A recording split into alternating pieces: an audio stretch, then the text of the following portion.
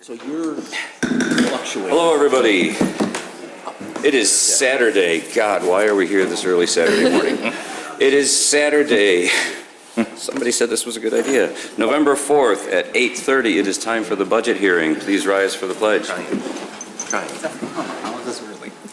I pledge allegiance to the flag of the United States of America and to the republic for which it stands, one nation, under God, indivisible, with liberty and justice for all.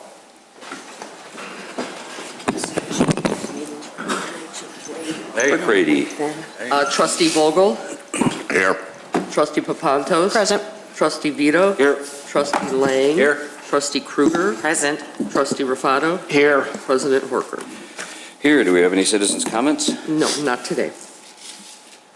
Well, that brings us to you, Mr. Spondelis, and the purpose of we're here this early. Yes, indeed. Thank you, and good morning, everyone. Welcome to the FY 2024 budget hearing. I'd like to begin, as always, by thanking staff for all the effort that goes into producing this document, and certainly the results of this document, which we are going to talk about at length this morning, but also to the board for their continued leadership. Without you providing the necessary direction, we would be listless, as it seems, or listless. What's the word? Wasn't sure we listened. There we go. Very good. A little bit about the process. This is not the beginning of it. This is the end of the process. The budget is created through a number of iterations, starting with staff, culminating after many meetings in a final draft budget that is presented today and is available online. I assume everyone has seen that in the world. At that point, the liaison program that has been in place for many years is put into action, and each member of the board has the opportunity and meets with one of the departments for which they are assigned as the liaison, which means that every page of the operating budget has had an elected's eyes look at it. We are not focusing today as much on the contents of the operating budget as much as we are looking at the short and long-term financial planning for the village. But it should be absolutely noted that the entire document has been reviewed by this board, and certainly throughout this morning and at any time we are available to answer questions about the contents of the operating budget. Today's schedule, much like in the past, will be the lion's share will be presented by the finance department. This year, Michael and Brian are going to split the presentation. I should note that this is Director Kaplan's last budget presentation. This is your 22nd or 23rd board. Well, I think they're happy for you more than that. But I do think it's important to note. So what was the answer, 22 or 23? 22. 22nd budget. And as we talk about all the good things that are happening in the community, and obviously we're focusing on the finance of the community, a lot of that is due to Mr. Kaplan's leadership. And it's a sad day, but it's also an exciting day. Mr. Smith, unless he puts a decimal place in the wrong spot in the next few months, will be taking over next year. So we are certainly in good hands. But I do want to acknowledge and thank Mr. Kaplan, as well as, is Angela here? Oh, Angela Peters, whom you all know, is also retiring. She will be leaving us on December 1st. Both of those employees are responsible for this document, so in different ways, but very much responsible for that document. It's weird. In this room, there are 4 people who will not be here next year for good reasons. Mr. Crotty is also retiring this year, as is Chief McGreal. Mike didn't know that. And Raquel, you're 25, right? Okay, just checking. Did I miss anybody? All right. Thank you, Michael. Thank you, Angela. This is an important day. All right, so let's talk about the budget itself. The Village of Wheeling remains in excellent financial condition. This is the 7th out of 8 surplus budgets, 7 out of 8 of the last years. This budget includes additional monies that are going to supplement some balloon payments that help us get to being debt-free by 2030. That is, I think, an excellent financial move, and one that I am proud to say that we are able to make, because that is absolutely planning for our future. It's making the money that we have today work for us over the next 7 years, as the monies that we invest today to allocate towards those balloon payments will help offset the additional need for levy increases in the future. As always, we will continue to distribute TIF surplus funds to the other taxing bodies, which is, I think, very important, not only from a policy standpoint, but also directly financially to the other taxing bodies. There is no request for a tax levy increase this year, which means this is a status quo budget. Status quo does not mean stagnant, and I think that's an important distinction to make. Overall, we are, of course, continued to our commitment to fiscal responsibility, and we are able to provide a status quo budget by managing expenditures and not adding to them. So there are no additional personnel requests. There are no additional program requests. In fact, there are no pink sheets. Typically, at the end of this meeting, we go over a list of requests from departments. That was not because of a threat on my part. It's because everybody at that table is very aware of asking for only what they absolutely need, and we have spent the last 10, 12 years making sure that the operating budget that we present to you is only what we need. So we've gotten there at this point, and now it's a matter of just maintaining and not allowing that budget to grow. We have reserves that are healthy at just over 39%. We are fully funding our SURF again this year, which, as you know, is an important policy decision because it allows the village to buy the equipment that the personnel needs in order to perform their job. We also, again, back to status quo, not stagnant. The budget as presented in the CIP includes the completion of new fire station number 42, $3.3 million in street sidewalk repair and replacement, $5.7 million in water replacement, $2.8 million in flood mitigation projects, and $1 million in stream bank stabilization projects. So we are certainly continuing to move forward, but we're doing so with what we have, and we're doing so, I think, very, very smartly. And yes, that was intended because it's not a real word. Should be noted again that we will be debt-free by 2030. Again, a very important factor in our financial planning, but also something we should be very proud of. We have not issued any general fund debt since 2009.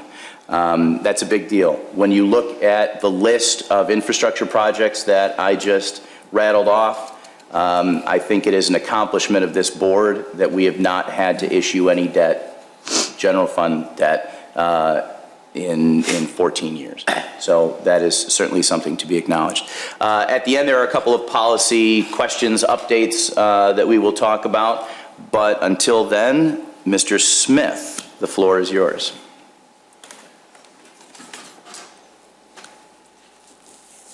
Good morning. I guess this is my last big chance to blow it, so You have 5 minutes. let's get through this quickly so I can get out of here. If you're at home and you're following along and you want to take a look at the line item budget, you can go to our website, wheelingil.gov. You'll click on Transparency on the left-hand bar. And then you'll want to click Budget Information. It's number 4 in Transparency. And then you'll click the 2024 proposed budget. Anybody here can grab an extra budget over here on the corner table if you're interested as well. We'll start today with a little discussion on the economy again.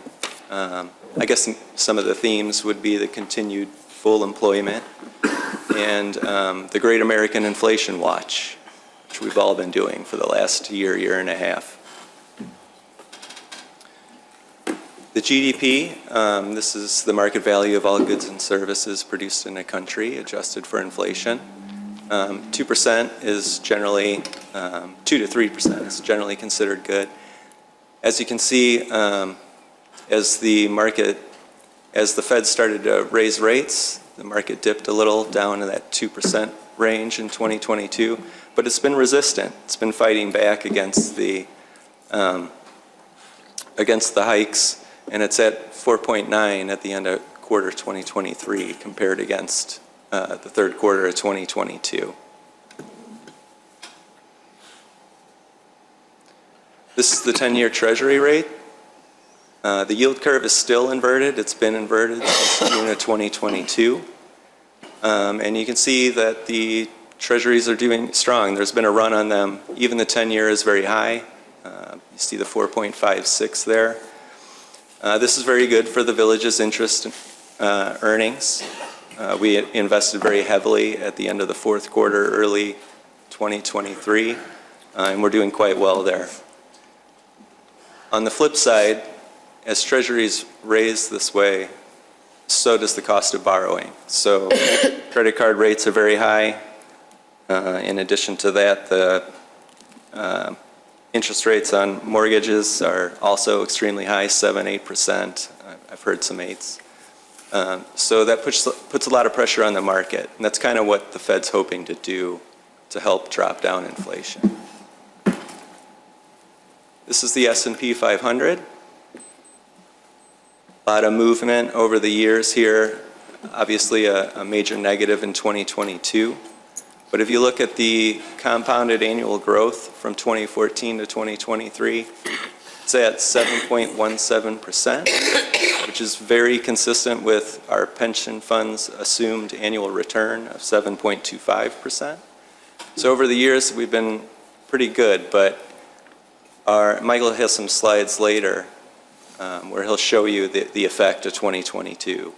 So if we're expecting a 7.25% return and we get a negative 20% return, that's like 4 years of lost revenue there for the pension funds. We'll show you the effect of that.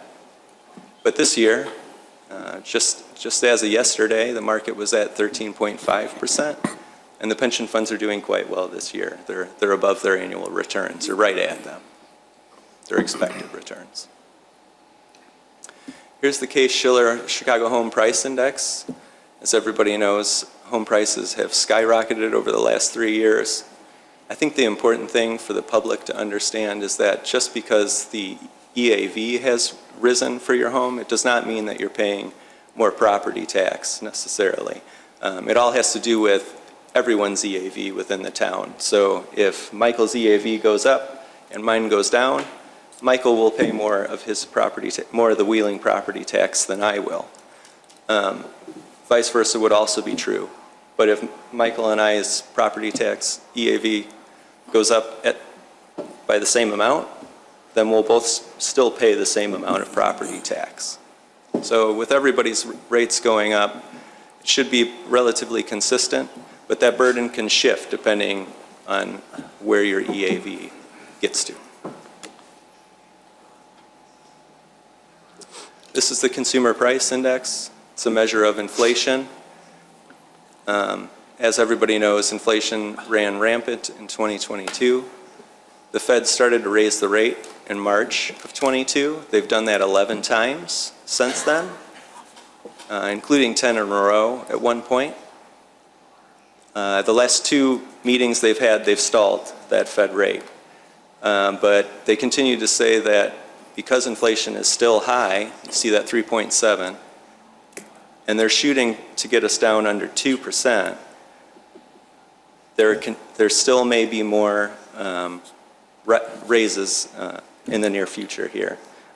But they're hoping to slow that down and start pulling back in 2024.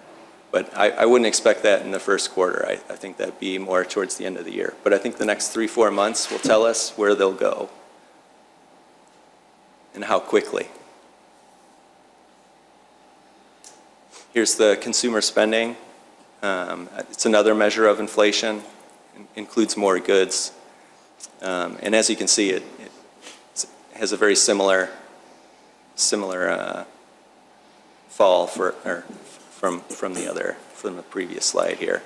But there's some goods that normal consumers aren't buying here that are still in here. You can see that this is still relatively high, and that's kind of what the Fed's looking at. This is the Fed's preferred measure of inflation.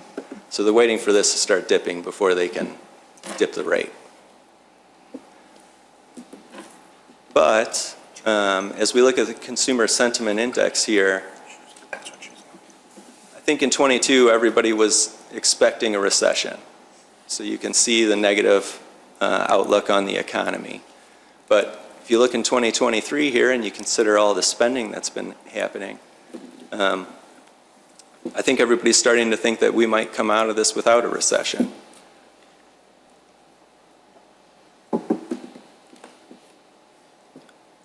The unemployment numbers for the year, the village is at 3.4% through September, and the state of Illinois is at 4.9%. And this is still very good. As unemployment is low, that means income tax is going to be coming in high. So if everybody's working, everybody's paying, and the village will receive more funds. And if there's 785 jobs out there, and there's only 784 people in the village unemployed, we're at full employment. And we feel like that's still the case. Here's the national numbers, also doing very well there. This is the high. I think it was a 50-year high back in 2020. And you can see the dip there, which again is good for our income tax. Topic number 2, we want to talk a little bit about the positive impact all of that has had on our local economy here. As consumer spending stays high, sales tax stays high. And as we look at the general fund estimated results here, we had budgeted a $1.4 million surplus about. And now we're estimating that it may be about $2 million, $2.1 million, which would put our fund balance over $20 million and our fund balance percentage of current year expenditures at about 40%.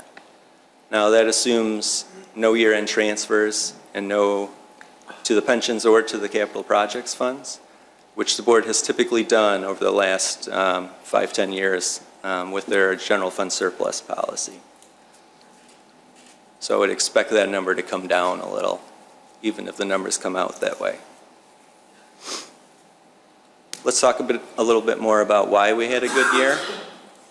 Start with sales tax. Now, indicates here that we're actually down from the budget, about $700,000, but those numbers are still up from the previous few years. You may recall from previous budget meetings that we were flat for a long time in sales tax. But after the pandemic ended and we had that built up consumer demand and people started spending money, our sales tax numbers rose for the first time in a long time significantly. And they continue to be very strong. So while we're down from our expected budget by $700,000, we're still up $200,000 from 2022 and $1.8 million from 2021. So that's a pretty significant increase despite us being under budget here. Kind of the same thing with income tax. We're a little bit over on the budget with our expectation. We budgeted $5.9 million. We're estimating about $6 million. That's a little down from 2022, about $300,000, but it's still up $1 million from our actual results in 2021. So again, these are numbers that are much higher than we're used to seeing, and that will have an effect on, as Manager Spondila said, we're not asking for a property tax increase this year, and that's because we can rely a little bit more than we have in the past on their sales and income tax results. We're also up in ambulance fees for the year. There's been more calls again this year, and we're still relying on that GEMT program, the Ground Emergency Medical Transportation Program. It's a federally funded program that pays us reimbursement for ambulance services above what the state reimburses for Medicaid. So these are funds that we're receiving from the federal government, not from our residents. And we're going to pull in over $3 million in ambulance fees this year, which I think will be the first time ever. Now, if you look at these numbers, minus 700,000 plus the 4 3/4 and the 75,000, you'll see that's a negative total there.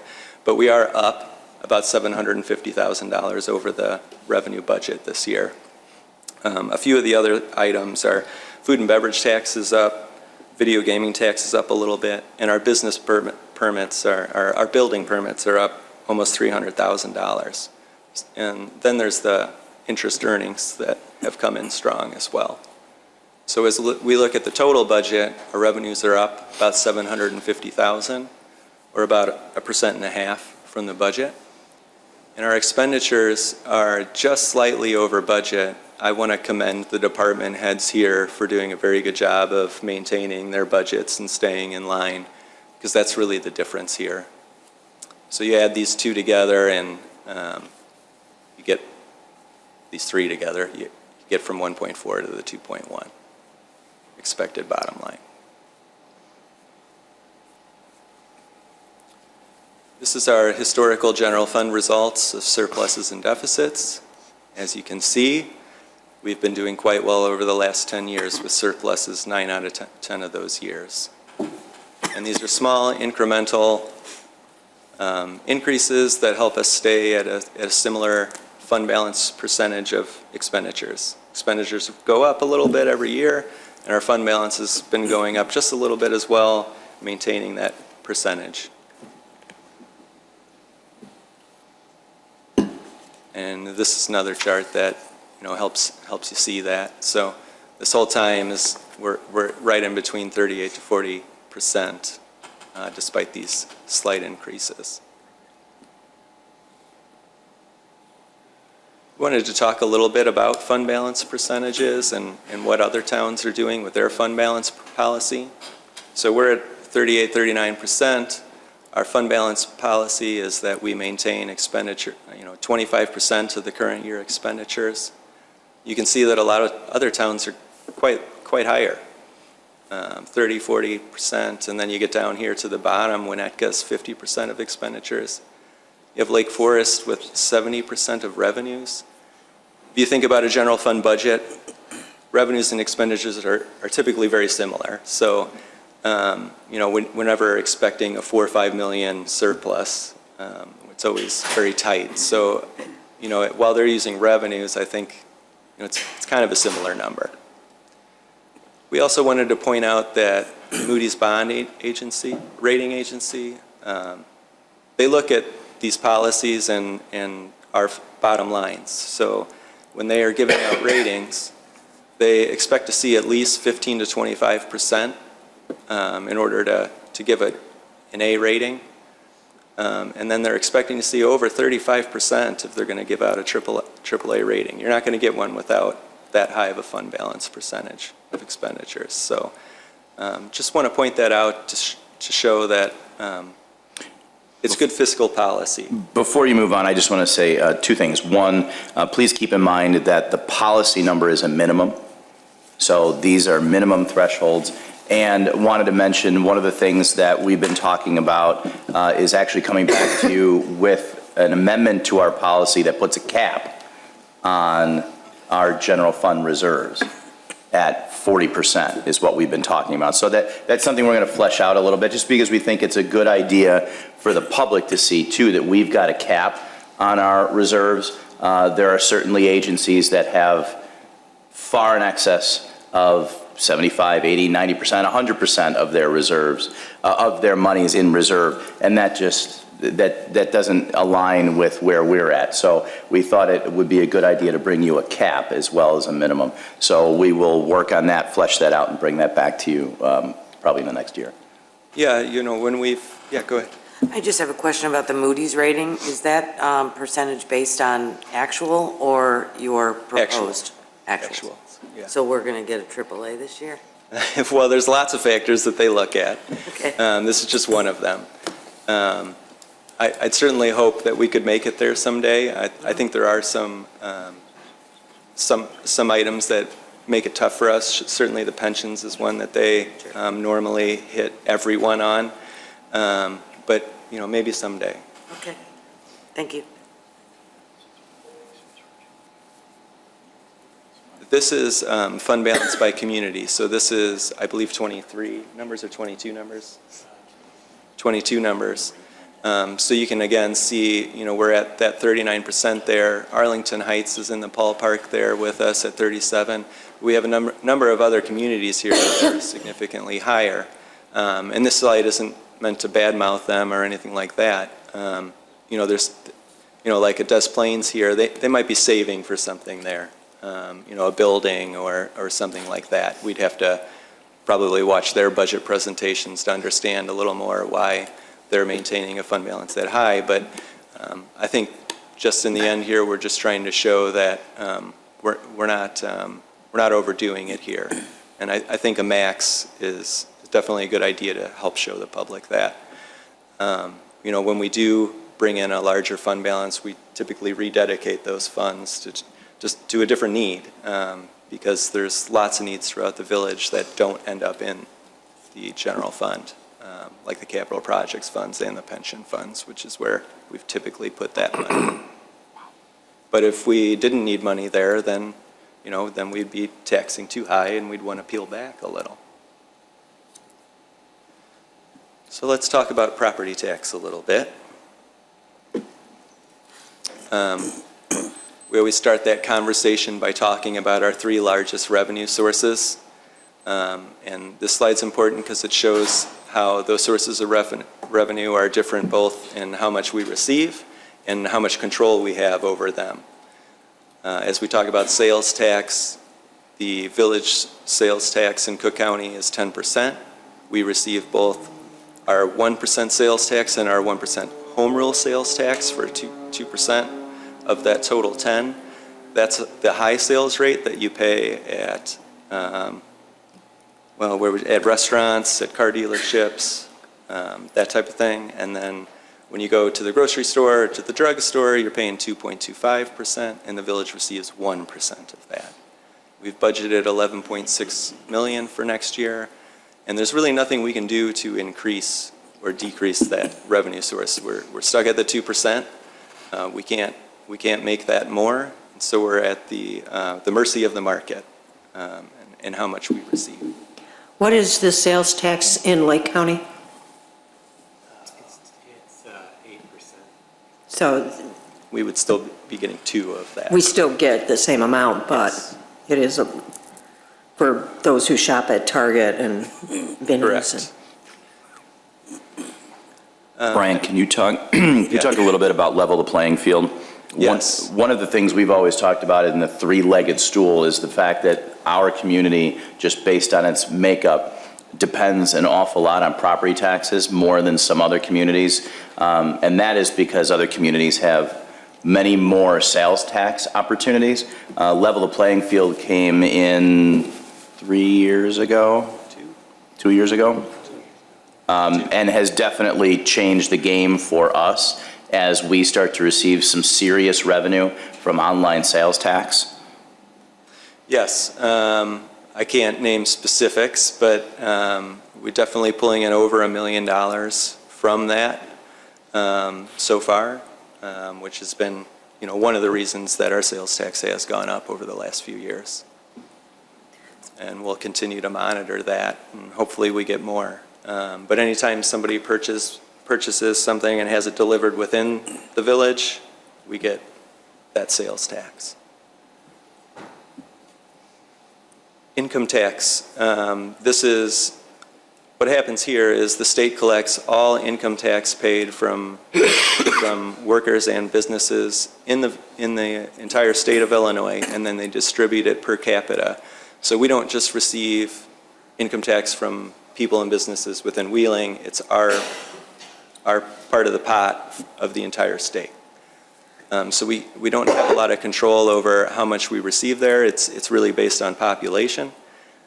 So the more people that move into the village, the more per capita we would receive. But that's the limited control that we do have. So is that amount determined by the census numbers? Yes, it is. Which makes it important that people complete the census. Sorry. Yes, please respond to the census. It may help your property tax bill at some point. And then as a village or a municipality grows, depending on what type of building you're talking about, that's where it would make sense to have a special census. Correct. Once we're confident that buildings like Uptown, Wheeling Town Center are fully Occupied. then we could potentially look into a special census to try to boost that number. Thank you. But there will be another one soon. We just had one this year. There was not a special census, but there was they looked at the property tax again. But we'll monitor that over the next few years, and we would bring that to you for your approval. And then property tax. So this is kind of the fun part of the presentation for me today. Usually this is where I start to give you the bad news on property tax. You know, sales tax and income tax are steady, but we need to rely on increasing the property tax. And so this is fun for me to say sales tax and income tax have been strong, so we don't need to rely on property tax this year. Our current percentage of the total property tax bill in Wheeling has gone down because of the EAV increase we saw this year. It's about 20%. So our current total is 12.69% of the tax bill. And the current levy has been $17.2 million for the last couple of years. Yes? Could you define EAV for people watching who might not? Yes. It's an important term. Equalized assessed value. And what does that mean? Well, it's the value that the state has put on your property, and your EAV compared to the total EAV of the village would be your percent of the property tax bill for Wheeling that you pay.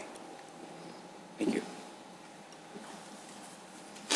So these three sources together for 2024, we're budgeting $32.5 million, which is 63% of our total revenues for next year. We wanted to talk a little bit about the total tax bill and our share and how other districts within Wheeling here operate.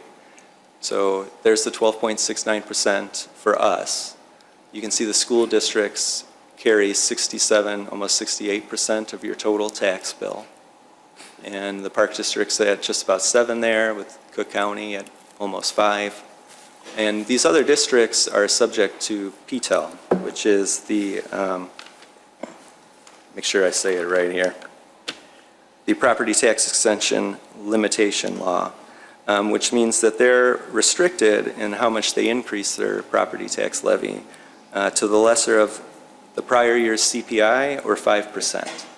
So with last year's CPI being very high, 8%, these districts will be looking to potentially do a 5% increase while we're maintaining at a 0% increase.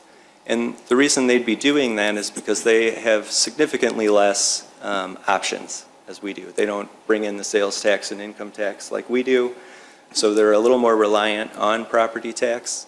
And when they have the chance, they sometimes need to take it in order to make ends meet. This is a comparison of the average property tax increase over the last 5 years for those main districts. And you can see, I think this will be the 4th out of 5 years that we will maintain our levy. So our average is very low 1.65% over the last 5 years, which I think is good. If you average that out, that's a nice slow incline, which is what we like to do. We don't like to hit too much all at once. But these other districts with inflation being high have relied on their opportunity to benefit from it.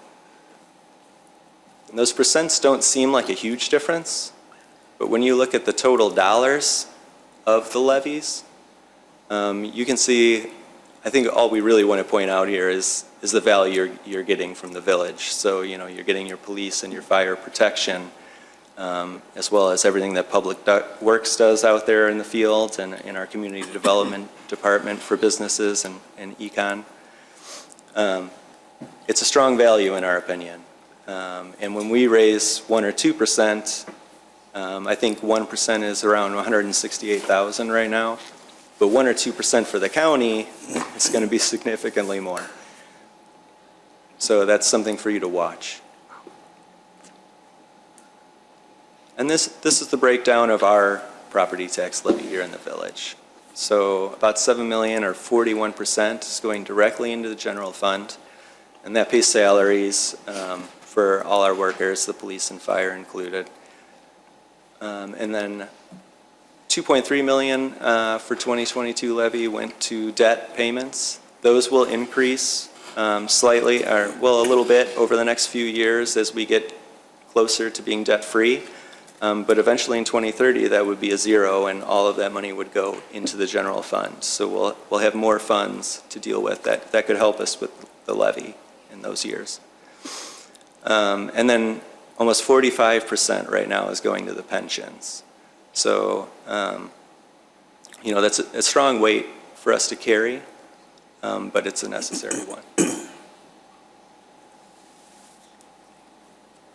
And then this is the general fund forecast for the next 5 years. So here's this year's $2 million surplus that we're estimating. This is next year with no tax levy, $1 million surplus. And then years 25 through 28 here include an estimated 2.25% increase to property tax. And you can see that despite that, as we typically find, towards the end here, we'll be at a exactly balanced budget. And this slide's just to show how necessary it is for us to have those increases. You might ask, well, Brian, why do we need a 2.25% increase in 25? Why can't we just stay at $1 million surplus? Well, if we did that, we'd have a negative budget by the time we got to 28. Now, this is totally reliant on the market. So it could do very well next year, and we maybe change this forecast where we're not increasing the levy in 25. Or the market could do very poorly. We might need to look at that and adjust higher. Our hope is not to, of course. This is going to be a little repetitive, but I think while this slide is up, it's good to point out. So the budget as presented to you actually went up 3.86%, 3.86 or 3.89, whatever, 3.8%. We were able to carry that because our revenues exceeded our expenditures, obviously. But as Brian said, this is all market dependent. So that's a pretty razor thin margin for us to be able to absorb without increasing any other taxes, right? We have no other revenue source other than taxes in different forms, but it's all public money. So we really don't have any opportunity to raise our revenues without taxes. So when you look at the budget going up 3.8%, and that's all non-discretionary spending, that is contractual obligations to unions, that's material costs, contract costs, et cetera. So that's no additional programs, as you heard, no personnel, same service, but the budget went up 3.8%. We had a good year financially on our revenue side, so we're able to absorb that, but we can't expect that that's going to happen every year. And I think I can imagine that that's a bit frustrating that we operate on such a thin margin here, where if we have a single decent year, not even a bad year, that we have to look at the levy. But I also think that that's the most responsible thing, and I think that's the way we should talk about it, is it's responsible to only collect taxes on the amount of money that you absolutely need. And okay, it may go up, the need may go up, and therefore we have to deal with that on the levy side, but I really do believe that that is the most responsible way to manage taxpayer dollars, is to not ask for more than you need, and that's where we're at. So when we talk about, a 2.25% increase, you've heard this for years. I mean, you heard it. We even at one point had 2023 and 2024 listed as a year that we would need to potentially raise the levy a bit. We adjust this every year, and hopefully we can continue kicking it out and kicking it out and kicking it out. But we add this slide and make these sort of announcements to make sure that everybody understands exactly how we function, so that you know where our vulnerabilities are. Because if the market does have a bad year, then we only have a small amount of choices. So this is actually very good news, I think. And of course, it will be adjusted as the years go on, and hopefully we can continue kicking it. A balanced budget is great, but it's also you don't want to be at zero, right? You want to have a surplus budget of some number. Zero is far too close to negative. So balance sounds good, but you have to be careful with that. Yeah, and the further these estimates go out, the harder they are for us to be accurate. There's a lot that happens in those 5 years, obviously. Right. I want to point out, too, that municipalities aren't in the business to make revenue. I mean, we're not, a Walmart or, some corporation that, we're not Apple selling something that people want. We're in need. So trying to get to that balanced budget is difficult without, and people say, well, you have a surplus, why don't you cut our taxes? Going back a couple slides, you can look at it, that pension obligation is there and it's not going away. You have a hard time predicting 5 years out on this, 5 years out on what those pension funds are going to do is even worse. And we know that we're always going to be solvent and we're always going to be contributing to the pension, and that's where a bulk of these surpluses go. We'll put it into the pension fund and to capital projects. A neighboring community just took out a huge amount of debt in order to fulfill capital projects, I think like $50 million. We don't. We have capital projects scheduled for this year and coming up, water main replacements along Dundee, the annual sidewalk replacement program, street repairs, you see it all the time. And this surplus goes into those capital projects, so we're not getting more debt. And I think that's an important consideration to look at, that, because debt costs money. Yes. Nobody's giving us money for free. So. A couple more tiny things to add to that. 1.7 million sounds like a huge amount of money to everybody in this room, personally, I would imagine. But $1.7 million in the general fund is less, about 3% of the annual expenditures. And our goal when we budget expenditures for the general fund is to be within 2%.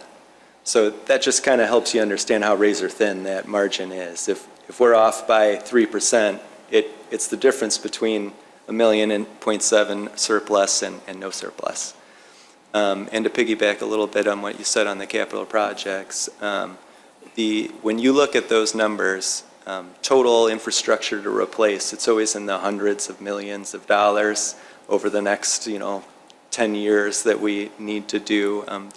There's almost never enough money to have a perfect town of perfect roads and perfect pipes and all of that. So it's the way that we maintain that over time that helps us maintain not only the general fund, but all of the village's finances. And I think we've been very, very fiscal with that as well. And we have good roads. We do not have a lot of water loss from pipe bursts.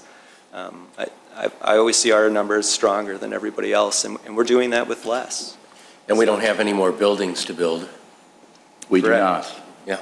So now it's all maintaining our infrastructure Right. pretty solidly. And once our debt is paid off for this building, I mean, it seems like we'd be in pretty good shape. Yeah. Or just solid infrastructure for how many more years going into the future. So we're leaving the folks in the future with, Ahead of the in a- game. yeah, in a good situation. And to that end, this year, we will be doing a water rate study, which, yes, is looking at the water rate, but the water rate, of course, is connected directly to infrastructure replacement. Dan Kaup and I have been talking about coming to you with a policy for a percent of total system replacement on an annual basis. There's a lot of number crunching that goes into that, but that's something we'll be working on this year so that we could come to you with a policy that ensures everything you just said, at least as it relates to the water system. So yes, there's a lot happening, not just what we're talking about, but even that, which isn't part of this presentation, where we're looking about the next 20, 50, 100 years for the community to be set on the right path. And at that point, all people have to do is maintain. Just like we talked about SURF in years past in much more detail, that's exactly the argument for SURF. Once you have the funds and you have the program, all you have to do is continue to fund it, and you will never have to worry about bonding for a fire truck or for squad cars. That's what we are trying to do as staff, is to provide the board and the community the opportunity to be set in perpetuity, as long as you stay with the program. This is probably my last slide, maybe one or two more here.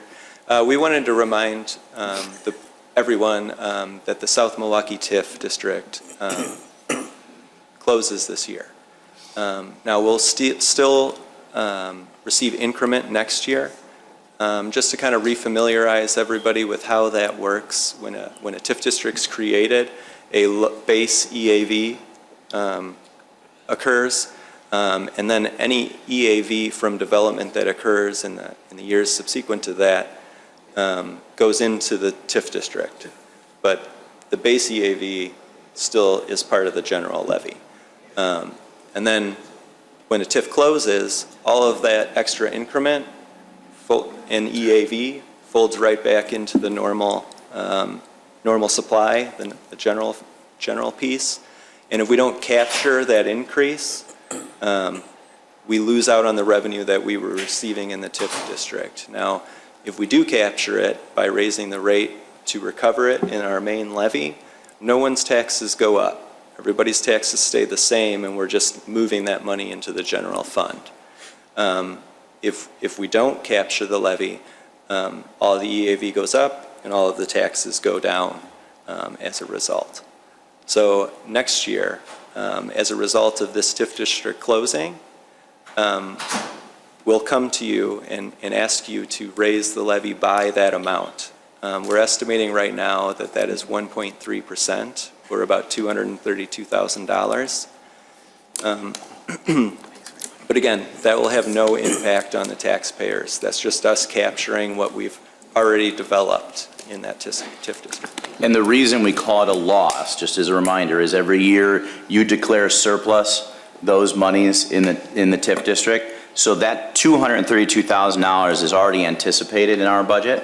So if we did not raise the levy by that 1.3%, which will have a net zero impact to the taxpayers, residents, or businesses of the community, we would actually lose that $232,000. That's why we call it a loss, because we are already counting on the recapture of that money when the board declares surplus in the TIF districts. So that's the loss part of the equation. Okay. I think this is my last slide now. We just wanted to show our property tax increases by year, and that we feel very lucky to have had 3 out of 4 zeros here in the last 4 years. And if you look over time here, our village average increase since 2019 is less than 1% per year. And the average PTEL increase over that time was over 3%. So, again, I think we're doing a pretty good job of staying responsible. Okay, we talked about maybe having a 5-minute break now before Michael gets up, but up to you guys. Bathroom break? Sounds like a Motion for a yes. You want to make a motion for a break? So moved. Second. You're Roll mumbling. call, please. You can do all in favor. Trustee No, Papanto? wait. Yes. All in favor? Aye. Who's this? 5-minute, Pantos and Kruger. Thank you. Recess, 5 minutes. Listen for the bell.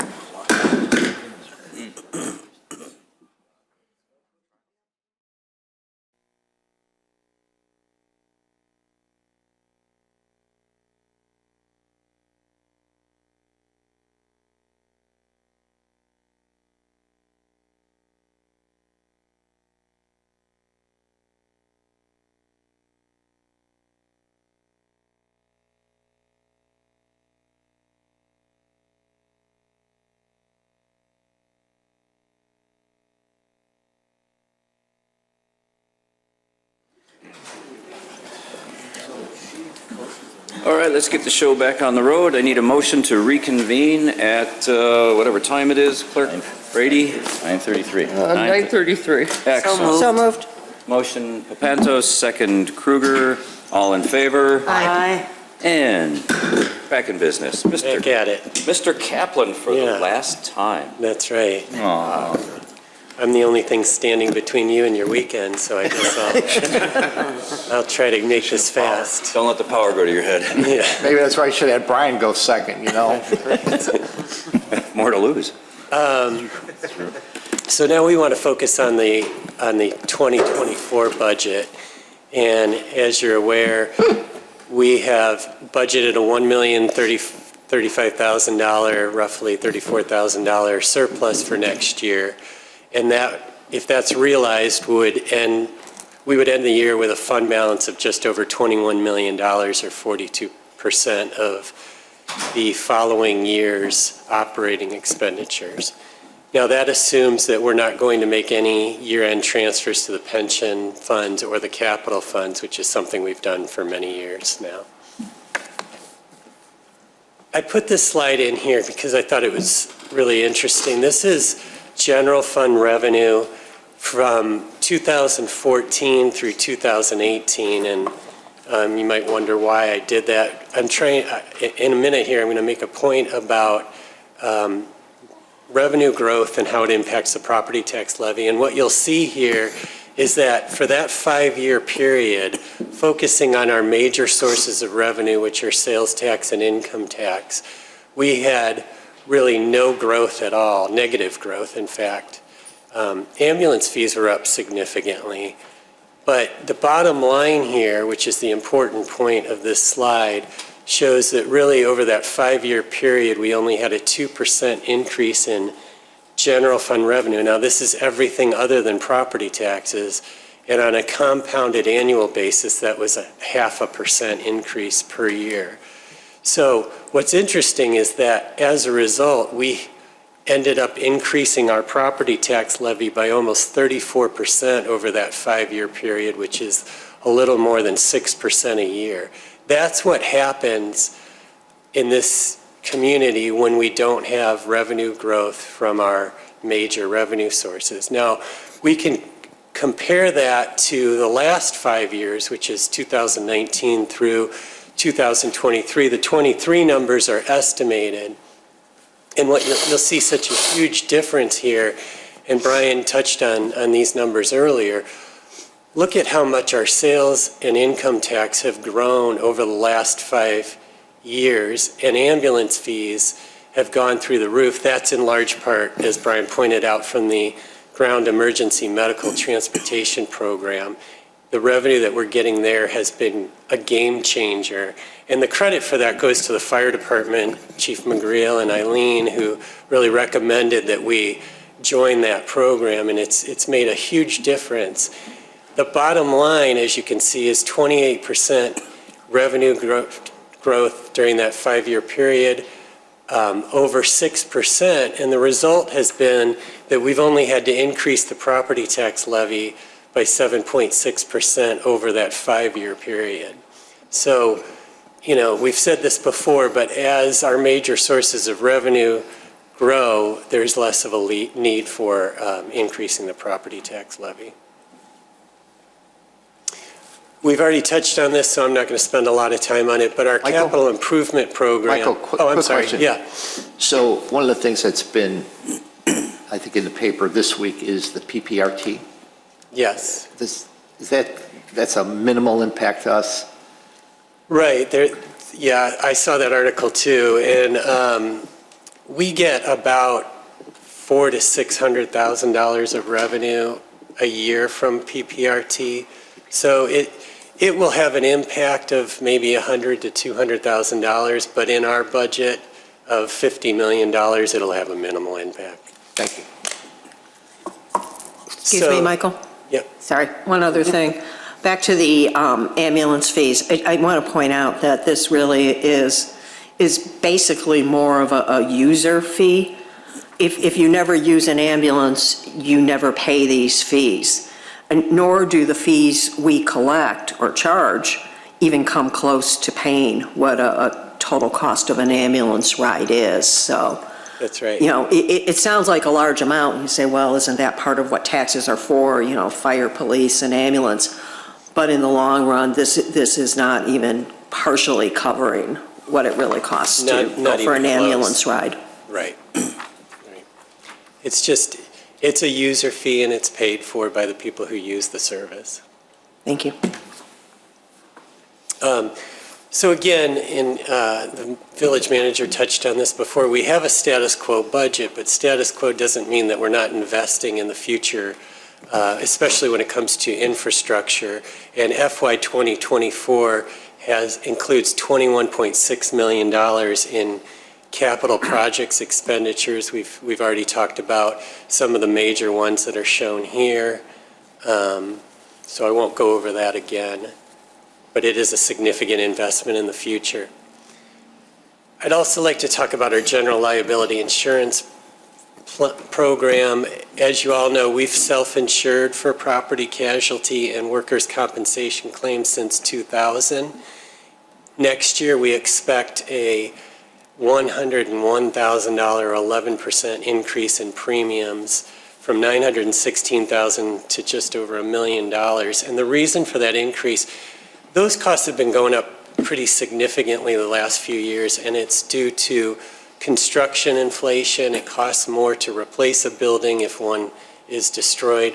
Law enforcement claims related to excessive force and wrongful arrest, and Cook County jury verdicts, which tend to be higher than they are in other counties. Now, I want to point out that when I talk about law enforcement, we're not talking about claims that are specific to Wheeling.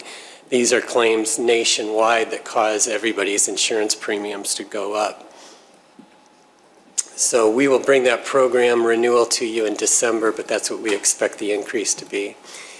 Over the years, we've had a number of good claim years and we've had some bad claim years, and that's what you would expect with a self-insurance program. The last few years have been a little bit higher than normal, but overall, we've averaged about $500,000 a year in claim losses. And we talked earlier, I don't know, John, if you want to mention, you want me to cover it? Sure. We talked a little bit earlier about overtime costs and how they go up, and a lot of that is driven, it's out of the control of the departments. It's driven by workers' compensation injuries. When they have those injuries, that forces them to call people back on overtime. This year, we've had quite a few, unfortunately, in the fire department, less so in the other two major departments, but that drives overtime costs from year to year. I want to talk about the water and sewer fund. The proposed FY 2024 budget includes a 3.5% incremental increase in the water rates. That would increase our rate from $8.90 per 1,000 gallons to $9.21, and it would cost the average resident about $18.60 per year. Those increases, which the village has implemented for many years in a row, are necessary to pay for ongoing repair and replacement of our water and sewer system. And the way we earn revenue for the water and sewer fund is by selling water. There's no other really way to increase revenue in that fund. And so we depend on that. And when water sales are low, it causes us to increase our rates to make up for that. But for the last 5 years, our sales have stabilized at about 1.13 billion gallons a year. This is a survey that we update every year just to look at where our rates compare to our neighboring towns. And you will see that for the first time this year, Wheeling now has the lowest water rates of the 11 communities that we surveyed here. We've always been on the low end, but we've now achieved number one. So you can see it runs the gamut. The average is about $12.60, and that's still low compared to some communities that charge $16 or $17 per 1,000 gallons. So we are definitely on the right side of that. I would add to that. Excuse me, Oh, I'm sorry.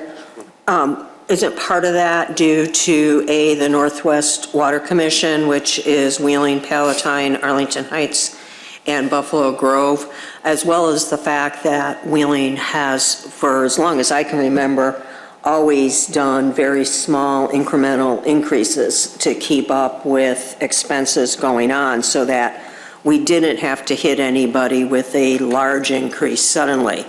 It was just a very slow, steady increase. And I know other communities have had to do that. Right. Yes, we have been pretty consistent in terms of our increases every year. We've done them more than 10 years in a row. And to your point, the Water Commission is a big reason why our rates are as low as they are. And that's what I was going to add, is that you see Mount Prospect's number on here. Mount Prospect is part of what, please don't make me say the acronym, but it's NIMSI Jawa, as is Hoffman Estates, Sorry, what was that? Schaumburg, I don't know, I forgot.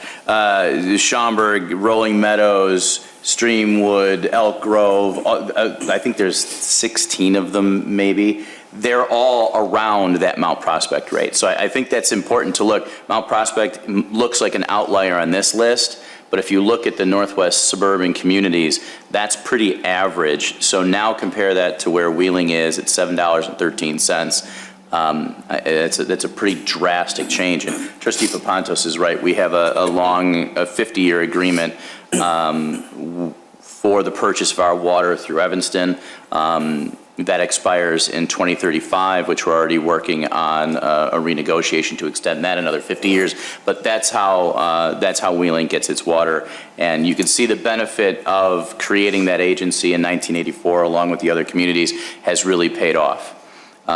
Also, I think, Trustee Papantos, to your point, credit to the Public Works Department, not only currently, but over the past 30 years or more, they have stayed on top of identifying and making the argument for, and then the board supporting the monies in order to pay for those replacement costs ahead of just being responsive to sections of pipe that are suffering from water main breaks. I mean, the point is to get ahead of it and replace the pipe before you have to start making repairs to it. And the Village of Wheeling has always been very good at staying on top of its capital projects, particularly water and sewer.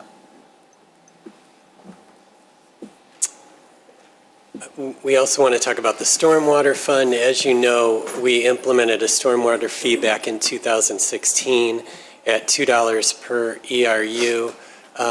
We've increased that by 25 cents annually since then, so we're now at $3.75.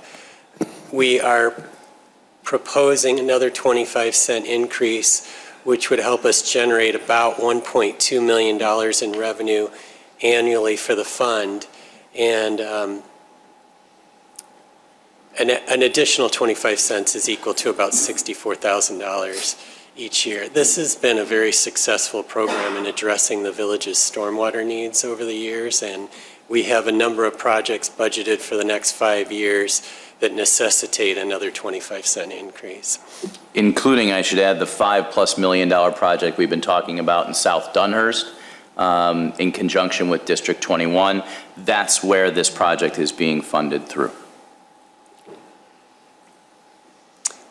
Again, we've updated our stormwater fee survey just to give you some perspective on where we are compared to other towns that have a stormwater fee. We're tied currently for 4th place with Palatine, but you can see that it runs the gamut from $1.50 on the low end all the way to almost $22 in Winnetka on the high end, the average being about a little more than $7.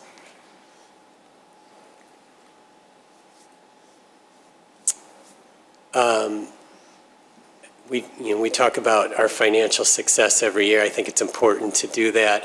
We have the third highest bond rating, AA, with Standard & Poor's, which puts us in an elite category.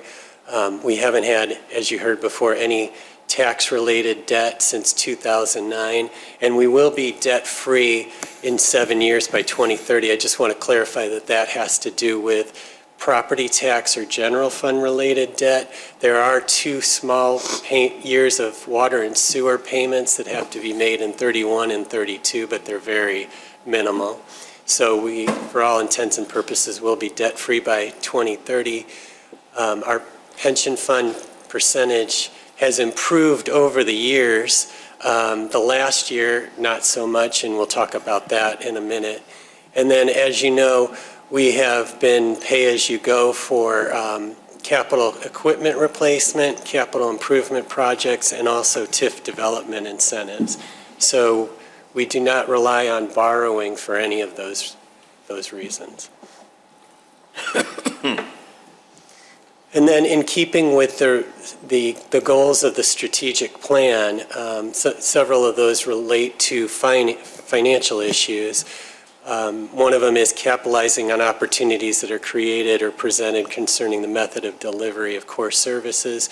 One example of that is with respect to dispatching. As you know, we are in the process of closing our center and consolidating with the Northwest Central Dispatch System. Again, we've avoided issuing property tax levy supported debt, which is a goal of the strategic plan. And we've identified new sources of revenue. I've already talked about GEMT, which produces now about almost $1.2 million of revenue annually. And then there's the cannabis tax that the village implemented a few years ago that now generates almost $400,000 annually.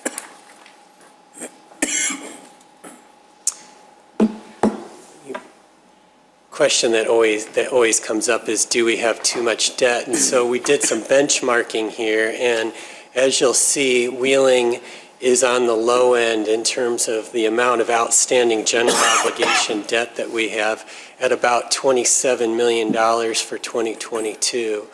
You can see that some communities have substantial amounts of debt. Buffalo Grove is the one I think Trustee Papantos was referring to. She was trying to not call them out, but I will. And they have... Must be nice to be your last year. Right. I got nothing to lose. So they recently issued a significant amount of debt, and they were at over $50 million for 2022. Northbrook funds their CIP program by issuing debt annually, and that's why they have $116 million of outstanding debt. This is a conversation that the Public Works Director and I had recently about this. This is just a philosophy that they have, that they choose to pay not as you go, but issue debt every year. And that's not something I would recommend, but that's not unheard of. There are other communities that do that as well. And again, our debt is rapidly declining, and we will make our last payments on our general property tax levy related debt in 2030. Okay. Michael, you mentioned the water and sewer fund debt. Was that due to the meter replacement Yes. mainly? Yeah. Thank you. So that's something that we did that wasn't charged back to homeowners Right. theoretically? Right. The thought there was that, those water meters typically last for about 20 years. And so for, intergenerational equity purposes, you don't want to pay for the new meters with, or require today's taxpayers to pay for those meters that are going to benefit taxpayers 20 years from now. So in some cases, it does make sense to issue debt. I think that's one of them. Thank you. Okay, talking about the pension funds, next year's contributions are down in part because last year the board increased contributions by 15% more than what was required by the actuary. We did that in anticipation of a bad stock market year and what that would do to our future required contributions. So as a result, this year we have an actual decrease of about 636,000 or almost 8% in terms of our required contribution. This slide basically could have been titled "What a Difference a Year Makes," and you can see that at the end of fiscal year 2022, our pension funds were collectively funded at about 87%. The police pension fund was close to 80%, fire at about 74%, and IMRF was overfunded at 109%. One bad year, and Brian touched on this earlier, can make a huge difference. And so for fiscal year 2023, you can see how that has dropped. Our funded percentages are now significantly less than they were. Our unfunded liabilities have gone from 44 million to 74 million in just 1 year. And that's again because when the stock market is down 20% and you're assuming a 7.25% increase in your investment earnings, you've missed your mark by 27%. And so that's why you can have this kind of swing from 1 year to the next. The pension funds, as you've heard me say before, need to be 90% funded by 2040. That's required by state statute. The thought is that the state will eventually change that to give municipalities some relief, because otherwise our contributions will increase significantly between now and then to the point that it'll be unaffordable. And it won't be just an issue for Wheeling, it'll be an issue for pretty much every community in Illinois. Back in 2011, the state implemented a Tier 2 program for employees. The Tier 2 pension benefits are less costly because they're not as generous as Tier 1. In 12 years, we've increased the number of employees that are Tier 2 employees to the point that 44% of our employees are now in Tier 2. And just for perspective, I think it's always important that, there's always a lot of criticism about public sector pensions, but I think it's important to remember that when it comes to police officers and firefighters, the village does not contribute to Social Security for them. So even though there are large contributions that have to be made to their pension funds, we do save the 6.2% that we would otherwise be required to contribute to Social Security on their behalf. And that's significant. Will the consolidation of pension funds into, I think it's either one or two funds, help as far as our projection on the return? That is the hope, certainly, and that was the plan when they consolidated police and fire, and they each now have their own state-run pension fund.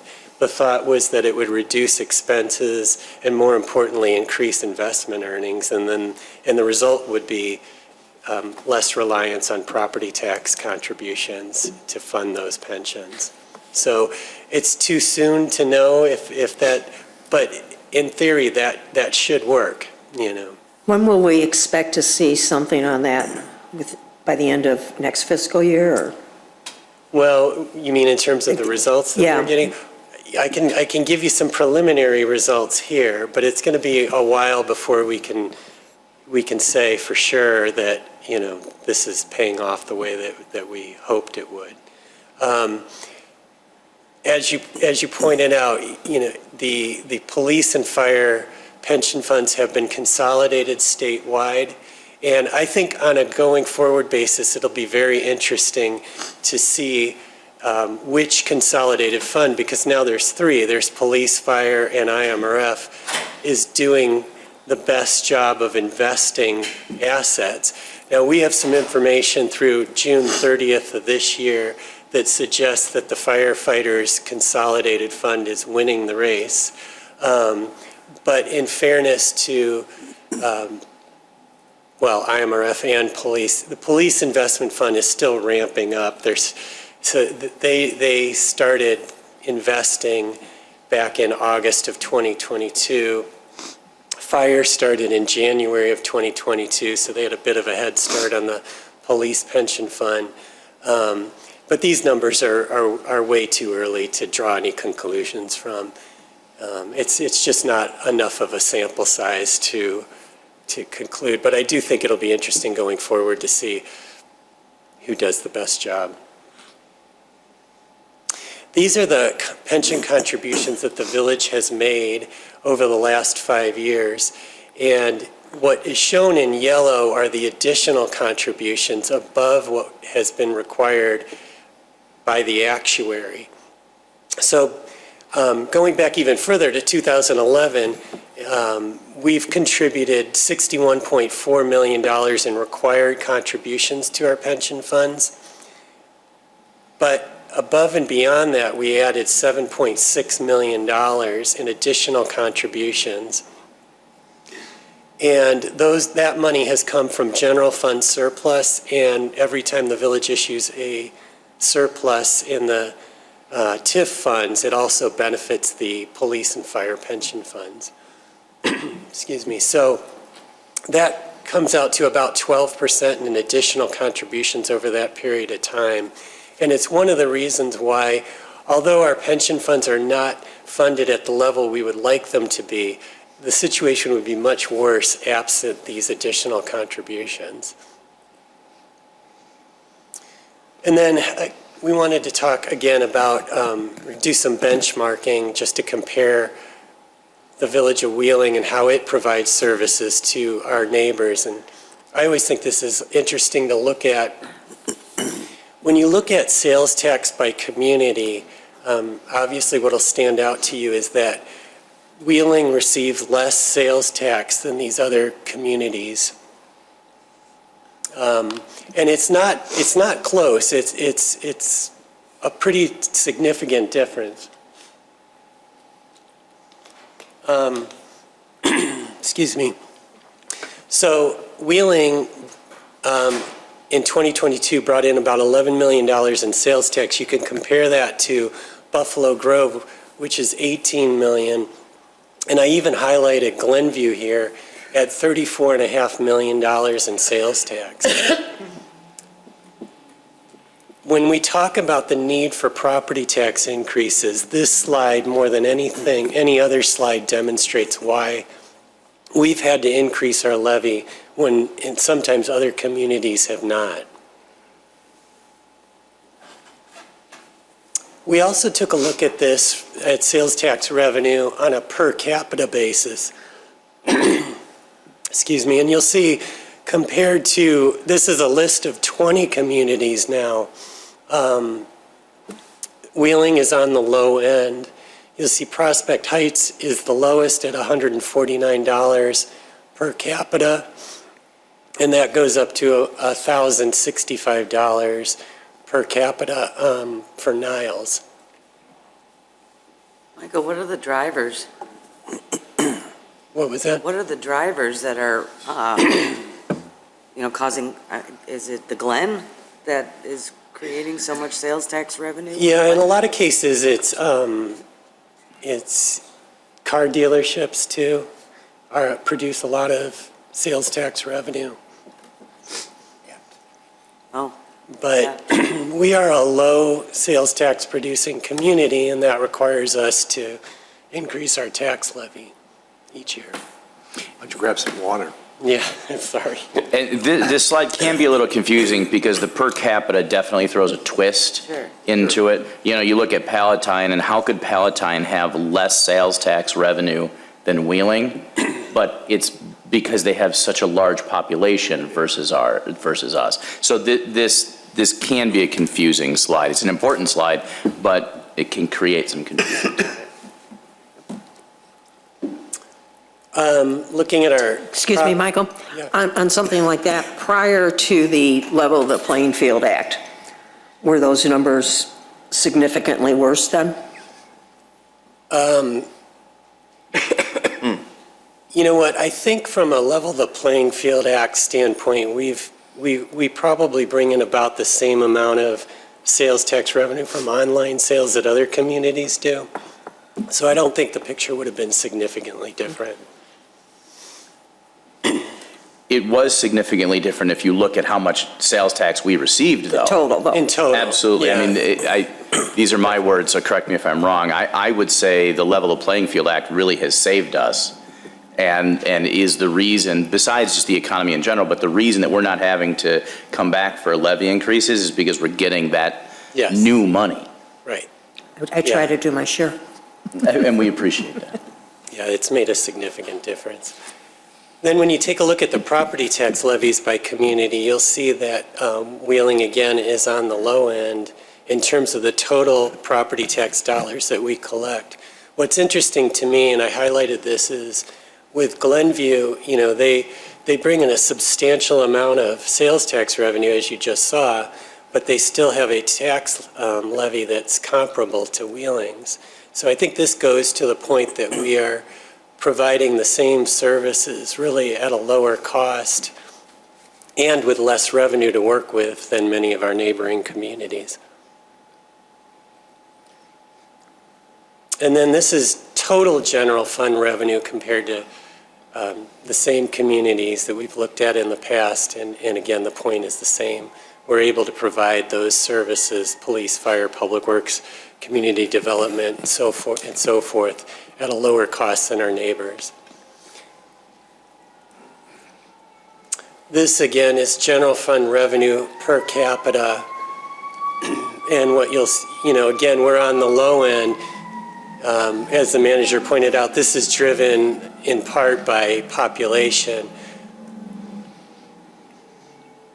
But nevertheless, Yes, if you compare this slide, I mean, Arlington Heights right above us, fund revenue per capita.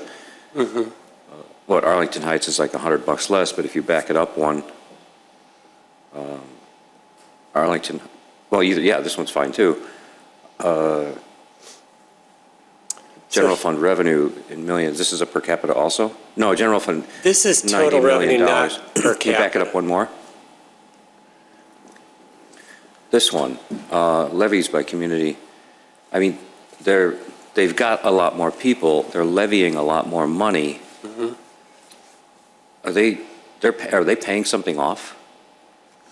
I mean, I'm not sure what the answer to that question is. because their numbers are way where I would not want ours Well, to be. and that was one of the things the manager and I talked about when we were preparing for this presentation is, if you go back to Glenview, they have $34.5 million in sales tax, and then their levy is $16 million.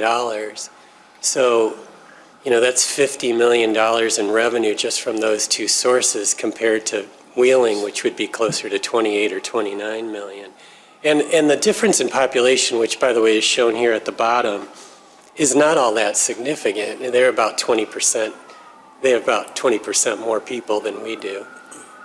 So I'm not, without really delving into it further, it's hard to say what they're doing with that additional revenue. These slides all fall under the category of why Wheeling. It's a term that probably both Michael and Brian are annoyed to hear me say so often, but the point of all of these is to explain not only to the board but to the public, when we talk about levy in general, particularly levy increases, this is why. Why is Wheeling talking about it when I don't hear some other communities talk about it? These are the points that we want to drive home that also support, I think, what a fiscally responsible budget we have and how good staff and the board are in keeping those numbers at bay. And so all of these are meant to answer the question, why Wheeling? And then the other side of the equation is expenditures, and this slide shows that we're spending less than our neighbors are. Some of these comparisons would look pretty good on our website as a page to say comparisons to other communities of how much better we are in some ways fiscally responsible and so on. What a value. To give these folks a choice, would you want to live in Arlington Heights or look at Wheeling, kind of a thing.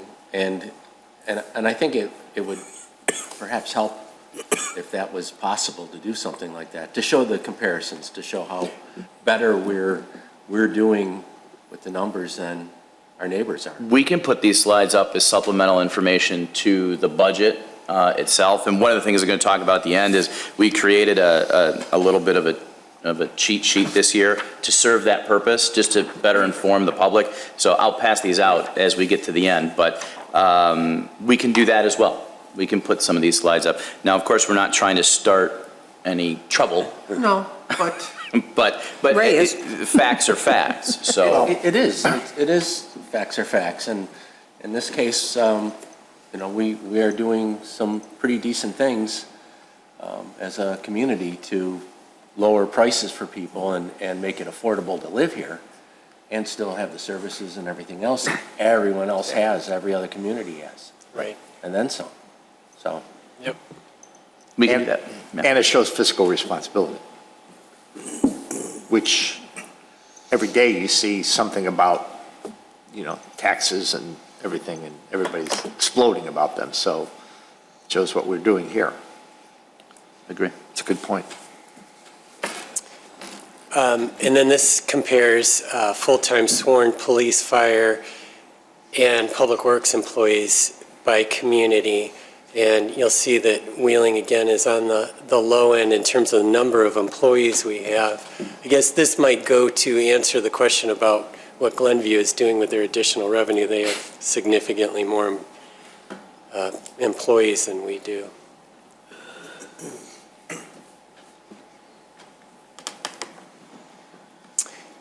And that's it for the presentation. We had a few questions that we wanted to ask and things that we wanted to discuss with you, and so that's what's listed here. Are there any other questions before we get into that, though? Okay, thank you. So number 2 on here is discuss the tax levy the tax year 2023-4. It's the Because it's in arrears, property tax levy. We just didn't want to take for granted that you didn't want to increase the levy, so I don't know that we have to go person by person, but is everybody okay with not increasing the levy? Does anybody want to argue that? Okay, but again, we didn't want to make the decision for you, that's all. The other items on here really are just updates. Last year, we added a program for skunk abatement. I asked Director Clicker to author me a memo on how that program is going, and I just wanted to provide to the board that we had one call that was an inquiry about it, but we have not had a single application nor processed a single reimbursement. So we did keep the program in place this year at the same level that we initiated it at, which is, I believe, $2,500. But I imagine that's going to go down next year. I hate to talk about $2,500 inside of a $100 million plus budget, but it was a new program last year that was created in response to a community need, and I just wanted to provide an update on how that's going. The second item, last year we changed the way we were going to approach volunteer recognition. At the time, we put monies in the budget in order to purchase gift cards as a thank you, which of course replaces the dinner that we had previously done. As it turns out, we can't do that. So we had to come up with another means of saying thank you. We did do a Northwest Municipal Conference survey just to see what everybody else is doing. For those that do anything, there are a number of communities that do nothing, which seems a little rude. The overwhelming answer is something related to food. So staff's thought on how to move forward with this, because we have a relatively low number of volunteer groups, is to host a dinner prior to one of their meetings to say thank you. So for example, the Plan Commission, instead of, the meeting would still start at 6:30 as it normally does on a Wednesday. We would simply cater a meal here at 5, invite the Plan Commission to come in, have a meal, invite the board to come and say thank you. The staff person responsible for that volunteer organization would manage all the responsibilities of ordering the food, of getting everything set. So staff would handle that. The volunteers would be recognized there, and then the board can come to any or all of those that they see fit to personally say thank you. So that's the way we think is the best way to proceed. The other option is to go back to a more formal, let's rent a room somewhere and have this is not employees, this is for volunteers, and have a dinner once a year, once every other year, whatever the board would want. That is an option. Again, staff is recommending doing the individual commission dinners. Figured it would be easier and probably less expensive, but does that make sense to do it that way? Is everybody okay with that? Okay, if so, then we'll move forward with that. The last question really is the 6B public hearing requirement. Director Becker had asked whether the public hearing portion of 6B approval was really necessary, and the answer legally is no. And in the history of our 6Bs, we've never had anyone show up for the public hearing. It obviously gives the public an opportunity to show up. I'm not sure who would ever really do that, to argue about a 6B for a business, but we have that opportunity in place now. Our question is just whether we want to continue that policy. It's just another thing that's on the agenda. Again, in the history of 6Bs, no one has ever shown up. Jim, I don't mean to put you on the spot. Is there anything you'd want to add to that? Sure. So with 6Bs, the county grants the 6B, which is a favorable tax incentive program to generate industrial businesses in a community. But before they grant the 6B, they require the local municipality to give support, to pass a resolution of support. Ever since I came here, Wheeling has always had a public hearing requirement, which predates me. And I think the policy there might have been to, just as John said, give the public a chance to come in and speak on it. But as you have seen, we have not gotten that kind of participation. So it really is something that most communities don't do. My firm represents a number of communities, and Wheeling's one of the only ones that has a public hearing requirement associated with it. It costs some money to publish in the newspaper, and there's scheduling issues. You know, we publish 30 days in advance, and it gets a little tricky with scheduling at times. So it really is something that has not been taken advantage of, and I'm not sure we're getting the bang for the buck there.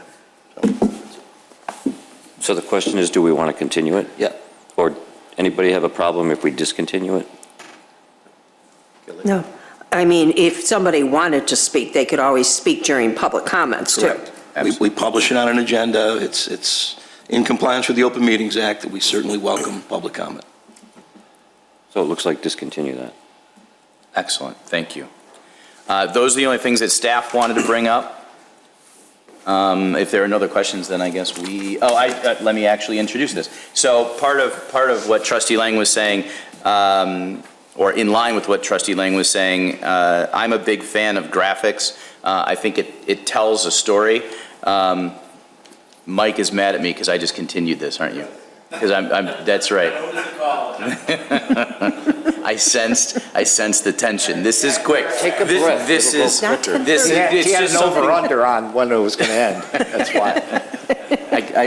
I'll give you a bag of candy for the rest. Staff created this, and I'm going to pass this out. We're going to put it on our website and everything, but I think it's always easier to tell a story in pictures. So one of the things we're going to do, we created this, we're going to update it every year. It's just a budget in brief flyer. I just think, again, it helps tell the story and helps spread the message to the public about what we're doing with their money. So, pardon? We just pass them down one at a time. Yeah, I just thought, something to do while I was talking. So that's it. This is just something we thought was interesting. We'll change the information every year, not just obviously the numbers that are changed every year or affected every year, but we'll refine this to make it, I think, an even more useful document. But something I thought was pretty cool and helpful to everybody. So that is it from me. I promise. So just to be clear, everybody's okay with a 0% property tax increase? We're good on this side? Nobody wants to raise tax? Okay, cool. Official communications, anybody got anything? Mr. Crotty? Just everybody, There is no more budget excuse me, discussion. President Horker, just want to remind people, it's change your clocks tonight or tomorrow morning. Be on time for church. Yep. Well, don't be early. And I haven't. Yep. And your smoke Mr. Lang, detector Trustee batteries, Lang? Trustee Vito reminded me. So what sets us apart as a village as well is employees who care, and thank you guys for coming out Yes. today. Yeah, It thank means you. a lot that you're all here. So you guys care, and that's what Thank you. makes us look better. Yep. Thank you. Good? If there are no other comments, we need a motion to adjourn. So moved. Rafato, second. Papantos, all in favor? Aye. Aye. Thank you all for getting here on Saturday morning. Can I have just a second? And he's off.